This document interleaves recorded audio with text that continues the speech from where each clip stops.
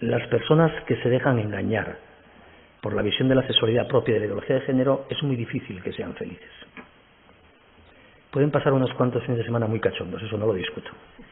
Pero construir un proyecto vital trabado, fuerte, de los que generan felicidad, muy difícil. Por eso a mí me preocupa blindar a las nuevas generaciones frente a la ideología de género. Explicarles de qué va esto, advertirles de los riesgos que tiene, por lo menos para que, si quieren, lo rechacen. ¿En qué se traduce en la práctica de las personas, más allá de las leyes, de las políticas de control de la población, etcétera, la ideología de género? ¿Cómo afecta a nuestros hijos, a nuestros alumnos? Pues afecta, aunque no conozcan nada de todo esto que yo he explicado, en la forma de percibir su propia sexualidad. Para una persona que acepta los planteamientos de género, la sexualidad es algo puramente genital y externo, que no compromete su personalidad, maleable, utilizable para obtener placer, sin ningún significado natural, donde la complementariedad hombre-mujer no es un dato, de hecho es una opción, y donde la maternidad no es algo vinculado a la sexualidad, sino otra opción para el que quiera. Y por lo tanto, los que ven las cosas así se acostumbran desde muy pequeñitos, y eso es lo que se llama muchas veces por educación sexual, a confundir la formación afectivo-sexual con el conocimiento de técnicas para obtener un mayor placer sexual. Y entienden por educación sexual el estudio de las combinaciones posibles de agujeros para obtener placer sexual. Y no ven más allá de ese horizonte. Y cuando una persona va analizando así su sexualidad, luego intenta construir algo creativo, que eso es el matrimonio, sobre la dimensión sexual de su personalidad, con otra que también ha banalizado su sexualidad, no lo consiguen, porque así es imposible conseguirlo. Y por eso tantos matrimonios fracasan hoy día. Porque van al matrimonio él y ella habiendo trivializado absolutamente la maravilla de su sexualidad. Y sobre algo trivial no se construye nada importante. Y porque además, quienes ven las cosas así, se acostumbran al juego erótico sexual como fuente de placer y van interiorizando que lo único malo que les puede pasar es la vida, quedarse embarazadas. Y por eso a esta visión negativa de la sexualidad se asocia anticoncepción, preservativo, aborto.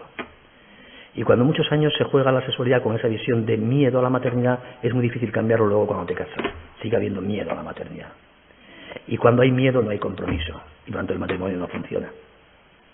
Y ese es el problema de una gran parte de nuestros jóvenes cuando se casan, que se casan con la misma ilusión que nos hemos casado todos siempre, de que eso dure para siempre. Pero ya han perdido las claves morales, intelectuales, antropológicas para entender cómo hay que jugar a eso para que pueda durar para siempre. Como hay que deconstruir la educación, entonces hay que empezar también a cambiar el lenguaje en la educación y hay que cambiar los textos para que ya no hablemos de sexo específico, sino sexo genérico.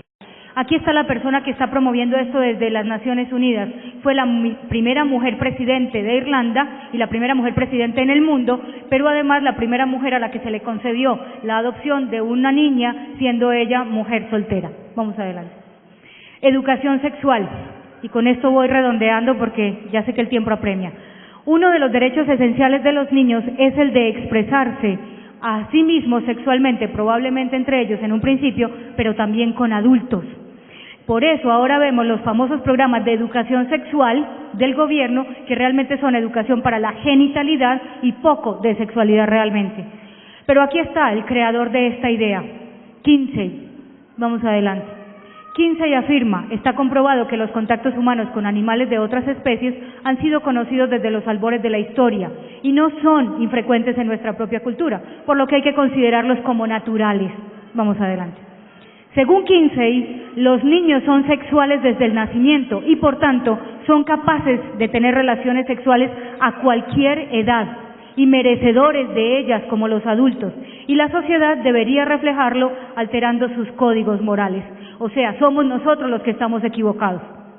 Los grupos zoofílicos y los grupos pedofílicos y los grupos que participan de parafilia o este tipo de aberraciones son parte integrante de la ideología de género, tanto desde el punto de vista conceptual como desde el punto de vista militante, inspiradores de los movimientos LGBT, y pongo el caso de Harry Heike, que es el padre del movimiento gay del siglo XX e inclusive de parte del siglo XXI.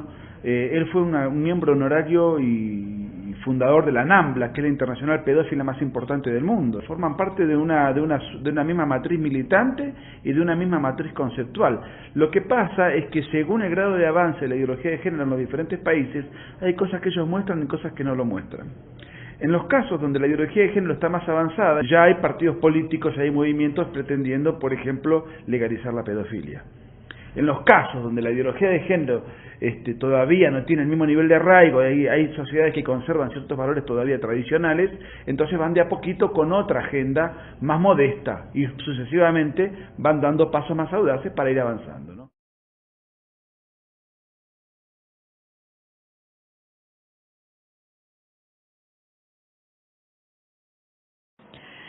Pero además, el año pasado en el Canadá se reunieron los parlamentarios y pidieron la opinión de 2 expertos. Este es uno de ellos, luego vamos a ver el otro.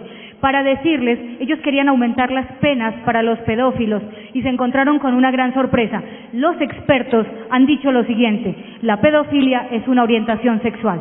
Este es un profesor de la Escuela de Psicoeducación de la Universidad de Montreal. Lo dijo él y lo dijo esta otra persona, con la siguiente expresión: los pedófilos no son simplemente personas que cada tanto cometen un pequeño delito, sino que más bien están aferrándose a lo que es equivalente a una orientación sexual, así como otro individuo puede estar aferrándose a la heterosexualidad o inclusive a la homosexualidad. Y además, el mismo año pasado se reúne una organización que se llama Before You Act, antes de que actúe, y dijo lo siguiente: las personas con atracción por los menores de edad podrían involucrarse en una revisión de la clasificación de la APA, que es la Asociación de Psiquiatría Americana, la que dijo que ser homosexual es una orientación afectivo-sexual. Porque los pedófilos son injustamente estigmatizados y demonizados por la sociedad, y los niños no son inherentemente incapaces de dar su consentimiento para tener sexo con un adulto. Entonces, ¿cuál es el escándalo con la pedofilia? Si eso es una orientación afectivo-sexual tan válida. Miren lo grave de la ideología de género. El mayor acontecimiento en Estados Unidos está en la publicación de un libro, La conducta sexual de la mujer, también conocido como el Informe Kinsey. En salas de juntas, en barberías, en los estadios de béisbol, la gente por la calle, todos hablan de los datos de Alfred Kinsey. I think it's a good thing. I think the more you know about anything, the better you can do it, and the better you do it, the more successful you are. De repente hubo una persona que dijo: esta es la cartilla de nota sexual de los estadounidenses, este es el aspecto que tiene.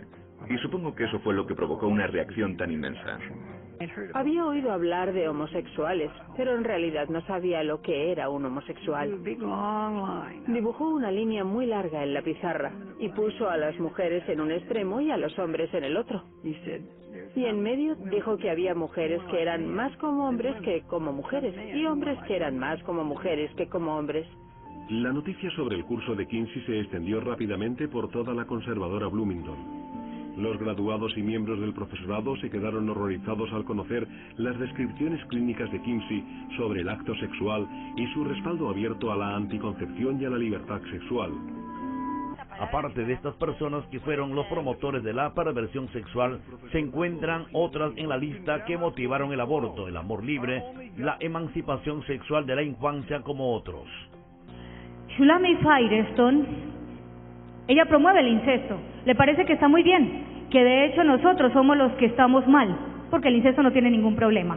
Pero Shulamit Firestone dice lo siguiente: hay 3 puntos claves en los que tenemos que entrar.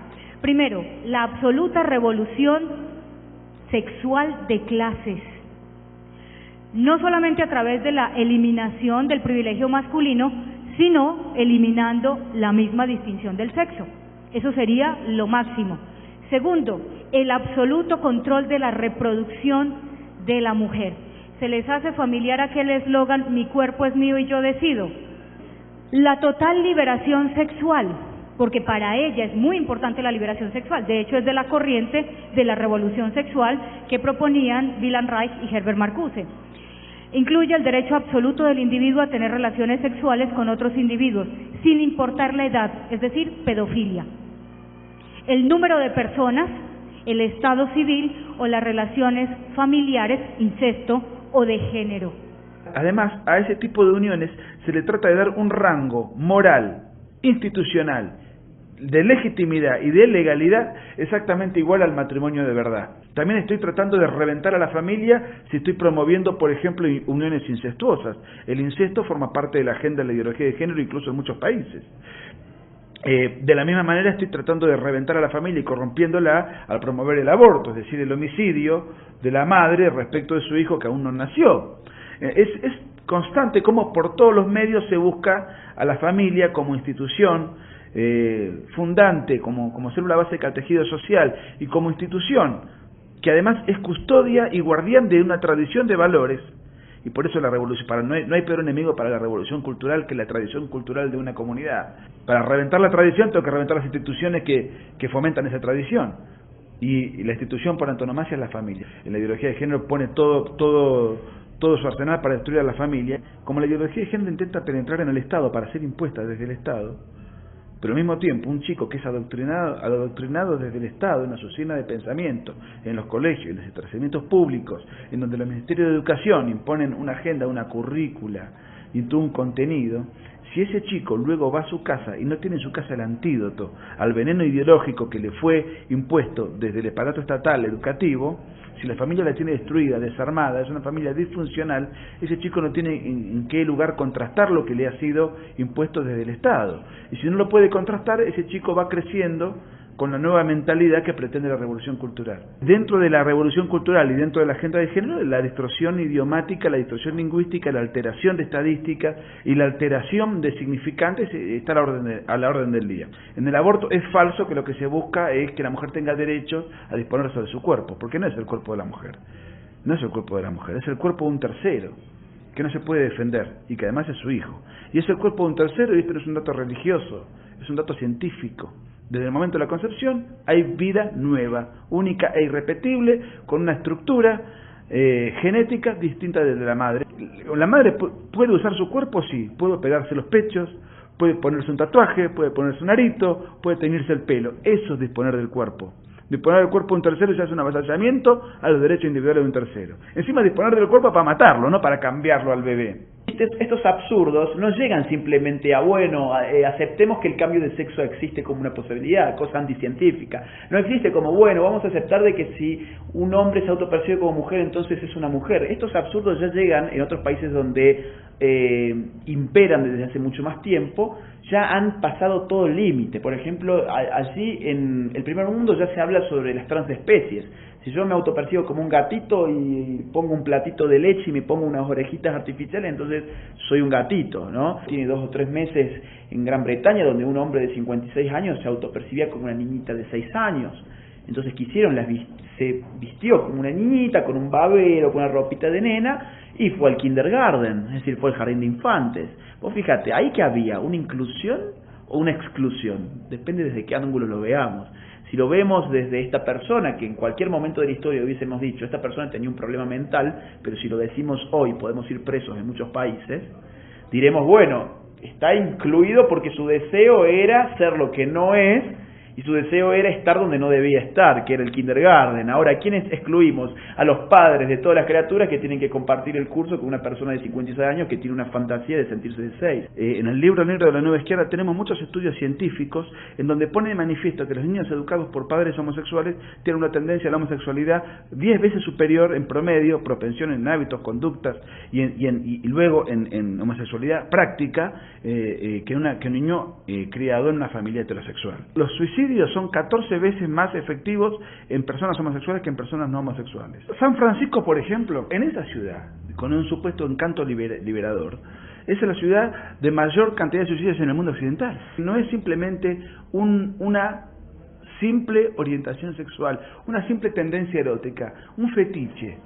No. La homosexualidad es algo mucho más complicado. Lamentablemente la población homosexual vive 25 años promedio menos que la población heterosexual.